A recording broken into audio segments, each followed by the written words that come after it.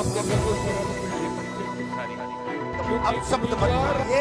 मुझे बेहद अफसोस हुआ जब वो दिव्या मदेरणा जी के लिए पता नहीं क्या क्या अनर्गल बातें कह रहे थे। मुझे खुद से शर्म आ गई। मैं नीचे जमीन में देखने लग गया कि ऐसी भाषा का प्रयोग एक सम्मानित सांसद को नहीं। ऐसे हैं, मैं कहे बगैर नहीं रहूंगा, कहे बगैर नहीं रहूंगा। एक संस्कार ऐसे हैं कि हर बहन बेटी को गाली दो, हर व्यक्ति को गाली दो, हर के लिए चाहे जैसे बहलो। अरे आप अपनी पार्टी के सुप्रीमो हो, अपनी पार्टी में कुछ भी करो, अपनी पार्टी की रीति नीति को आगे बढ़ाओ, मर्जी है जिसको टिकटें दो, लेकिन हमारी बहन बेटियों को गाली बर्दाश्त नहीं होगी, बर्दाश्त नहीं होगी, बर्दाश्त नहीं होगी। आपका खून खोलना चाहिए। आप वोट दो मत दो, जिसको मर्जी है जिसको वोट दो। कल हम घर घर जाके गांव गांव, ये सारा मंच बैठा है, बेनीवाल साहब से जब इंडिया गठबंधन में समझौता हो गया तो हमने उनके लिए घर घर वोट मांगने का काम किया। कोई एक व्यक्ति कह दे कि कांग्रेस के व्यक्ति ने वोट। यूं तो राजस्थान की 7 सीटों पर उपचुनाव हो रहे हैं, लेकिन सबसे ज्यादा हवा कहीं टाइट है तो वो खींवसर में है। पारा गर्म कहीं है तो खींवसर में है। खींवसर की तपिश पूरे राजस्थान में महसूस की जा सकती है। अब खींवसर वैसे भी जाटलैंड के नाम से प्रसिद्ध है। भाजपा और कांग्रेस यहाँ पर बहुत ज्यादा कमाल नहीं दिखा पाई है। पिछले कई दशक से यहाँ पर आरएलपी का दबदबा है। ऐसे में इस बार आरएलपी सुप्रीमो हनुमान बेनीवाल की प्रतिष्ठा दांव पर है। वहीं अब भाजपा और कांग्रेस भी अपने तमाम दिग्गज जाट नेताओं को खींवसर के मैदान में उतार रही है। एक दिन पहले जहां सतीश पूनिया ने यहां पर भाजपा की कमान संभाली और एक के बाद एक करार प्रहार यहां पर हनुमान बेनीवाल और उनकी पार्टी पर करते हुए नजर आए, तो वहीं आज PCC chief Govind Singh Dotasra doctor Ratan Chaudhary के पक्ष में यानी कि कांग्रेस के पक्ष में एक चुनावी जनसभा को संबोधित करने पहुंचे और उनके निशाने पर और कोई नहीं बल्कि हनुमान बेनीवाल रहे। पीसीसी चीफ सबसे पहले करनाल पहुंचे और वहां पर वीर तेजाजी महाराज के दर्शन किए। इसके बाद वो यहां पर खींवसर में चुनावी जनसभा को संबोधित करने पहुंचे और सीधा सीधा निशाना है वो हनुमान बेनीवाल पर साधते हुए नजर आए, क्योंकि वो जानते हैं कि किस प्रकार से यहां पर जो जीत कर जाएगा वो सबसे बड़ा जाट नेता कहलाएगा। सतीश पूनिया, इसके अलावा गोविंद सिंह डोटासरा, हनुमान बेनीवाल, ज्योति मिर्धा की प्रतिष्ठा दांव पर है। वहीं चुपके से एक खिड़की से दिव्या मदेरणा भी इस चुनाव को देख रही है। वो भी इस चुनाव को समझ रही है, क्योंकि उनके लिए भी चुनाव काफ़ी अहम हो जाता है। जिस प्रकार से पिछले दिनों हनुमान बेनीवाल और दिव्या मदेरणा के बीच सीधी लड़ाई देखने को मिली सोशल मीडिया के माध्यम से, जुबानी हमलों के माध्यम से, तो ये भी एक दिलचस्प होगा कि आखिर कौन यहाँ पर बाजी मारता है। जहाँ भाजपा अब इसको महिला अस्मिता से चुनाव को जोड़ रही है, तो वहीं कांग्रेस भी अब रतन चौधरी के लिए खुलकर मैदान में आ चुकी है और उनके पक्ष में अब ताबड़तोड़ रैलियां हैं वो करवा रही है, जाट नेताओं को मैदान में उतार रही है। लेकिन आखिर खींवसर का चौधरी कौन बनता है, जाट मतदाता किसके पक्ष में वोट करते हैं, ये देखना होगा। क्या अब भी जाटों के बीच उतनी स्वीकार्यता हनुमान बेनीवाल की बची है या फिर धीरे धीरे जगह है वो अब खिसक रही है हनुमान बेनीवाल की। ज्योति मिर्धा का कितना असर इस सीट पर रहता है, क्या यहाँ पर कुछ कमाल है वो सतीश पूनिया दिखा पाते हैं या फिर एक बार फिर से यहाँ पर गोविंद सिंह डोटासरा अपने ठुमकों के माध्यम से, अपने डांस के माध्यम से वोटों का पोलराइजेशन कर पाते हैं, ये देखना दिलचस्प होगा। लेकिन खींवसर की लड़ाई है वो इतनी आसान तीनों ही दलों के लिए नहीं है, त्रिकोणीय मुकाबला है। मुझे लगता है कि कांग्रेस ने यहाँ कुछ देर कर दी है। भाजपा और कांग्रेस के बीच नहीं, यहाँ पर भाजपा और आरएलपी के बीच अब मुकाबला रहा है। कांग्रेस यहां पर देर कर चुकी है, कांग्रेस इस चुनाव में पिछड़ चुकी है, लेकिन फिर भी गोविंद सिंह डोटासरा ने चूंकि यहां पर टिकट है दिया था और कांग्रेस को अपने समर्थन में लेकर, कांग्रेस को अपने विश्वास में लेकर डॉक्टर रतन चौधरी को टिकट दिया था, तो उनके ऊपर काफ़ी बड़ी जिम्मेदारी खींवसर की है। इसीलिए वो अब मैदान में उतरे हैं और पूरा फोकस उनका अब खींवसर के रण में है। देखिए क्या कुछ कहा इस सभा में डोटासरा ने और हनुमान बेनीवाल किस प्रकार से प्रहार करते हैं, देख लेते हैं कुछ। एक सेकंड में उनको बाहर का रास्ता दिखा दिया। दिखाया कि नहीं दिखाया, आप बताओ। हमारी ईमानदारी पे शक करते हो और खुद ही कहते हो कि मैं समझौता नहीं करूंगा, मेरा राजस्थान में समझौता नहीं है। और जब हमने टिकट डिक्लेयर कर दी तो मेरा समझौता तोड़ दिया। अरे भाई, ये कौन सी क्लास में कहां पढ़े, कौन सी विद्यालय में पढ़े, कौन सी कॉलेज में पढ़े? आपने स्वयं ने कहा था हम गठबंधन को आज भी मानते हैं, 5 साल मानते रहेंगे।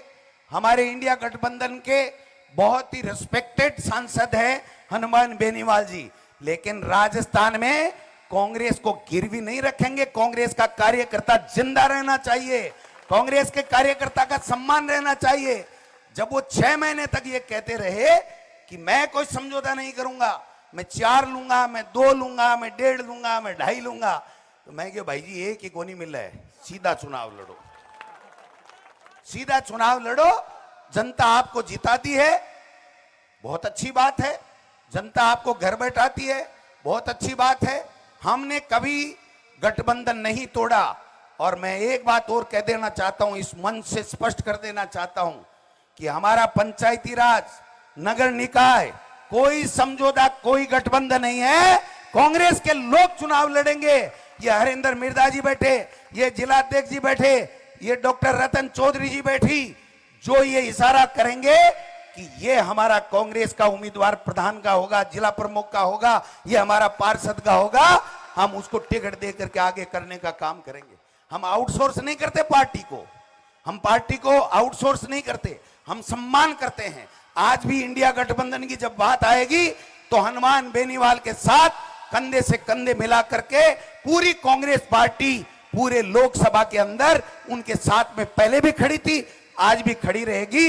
लेकिन पार्टी के कार्यकर्ताओं को मरने नहीं देंगे, उनको जलील नहीं होने देंगे, उनके लिए सम्मान की लड़ाई लड़ेंगे आखिरी बूंद तक।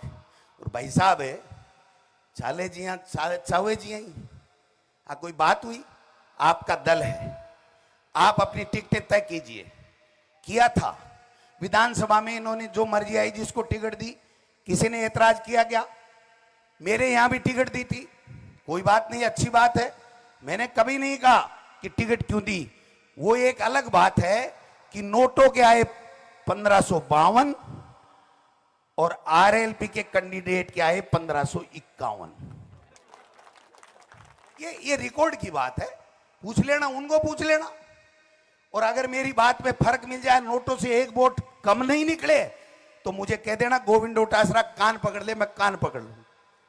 आज भी वो अपनी लड़ाई लड़ रहे हैं, आपको कहते हैं कि मैं संघर्ष कर रहा हूं आपके लिए, पहले किया होगा, मैं उस पर नहीं जाना चाहता।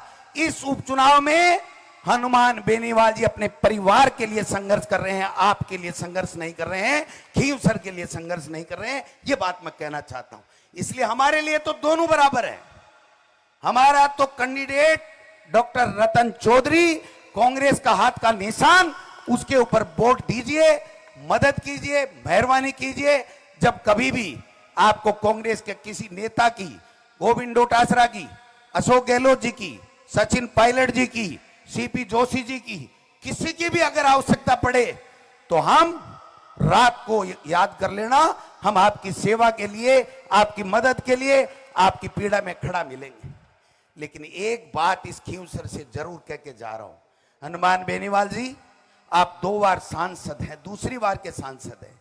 आप हमसे ज्यादा बार एमएलए भी बने हैं, आप निर्दलीय भी बने हैं, आज बीजेपी से समझौता करके भी बने हैं, बीजेपी से इंडिपेंडेंट भी बने हैं, आज हमारे सहयोग से, हमारे साथ मिलकर के आप एमपी बने हैं। आप अपनी भाषा को मर्यादित रखें, संस्कारित रखें, आपका अधिकार है, आप लड़िए, जीतिए अगर आपको जनता जिता दी है तो। लेकिन हमारे किसी भी मेंबर के लिए, किसी भी कार्यकर्ता के लिए, किसी भी नेता के लिए अपनी छोटी राजनीतिक स्वार्थ के लिए कम से कम अपशब्द मत बोलिए। आप बेशक कांग्रेस को गाली दीजिए, बेशक बीजेपी को कोसिए, आप लोगों को पटाइए, मनाइए, पुचकारिए, प्रेम से लीजिए, लेकिन ये धमकाने वाली भाषा है ना, इसको मेहरबानी करके आप नहीं रखें तो खींवसर का भी भला होगा, प्रदेश में एक अच्छा मैसेज आएगा। मैं पूछना चाहता हूं उनसे, बलदेव राम मिर्धा जी, रामनिवास मिर्धा जी, नाथूराम मिर्धा जी, वसुंधरा राजे जी, ज्योति मिर्धा जी, रिचपाल मिर्धा जी, परशुराम मदेरणा जी, महिपाल मदेरणा जी, दिव्या मदेरणा जी, हरीश चौधरी जी, महेंद्र चौधरी जी, राजा राम मील साहब, गोविंद डोटासरा, नारायण सिंह जी, अशोक गहलोत, सचिन पायलट, उमेदाराम बेनीवाल और नारायण बेनीवाल, रेवंत राम डांगा, रामेश्वर डूडी, सारे बेकार हो गए आपके लिए। ये कहां से लाए भाई आप? अरे कोई तो भला होगा। ऐसा नहीं होता कि मैं ये कहूं मैं प्रदेश अध्यक्ष हूं, मैं ये कर दिया, मैंने 11 सीटें ले दी। नहीं, मैं नेता हूं तो मैं लक्ष्मणगढ़ विधानसभा क्षेत्र के आदरणीय मतदाताओं के आशीर्वाद से चौथी बार एमएलए हूं। विधायक ने लेटर लिखा कि भजनलाल जी आरक्षण को 2 टुकड़े करो, वर्गीकरण करो। शुरुआत इन्होंने कर दी।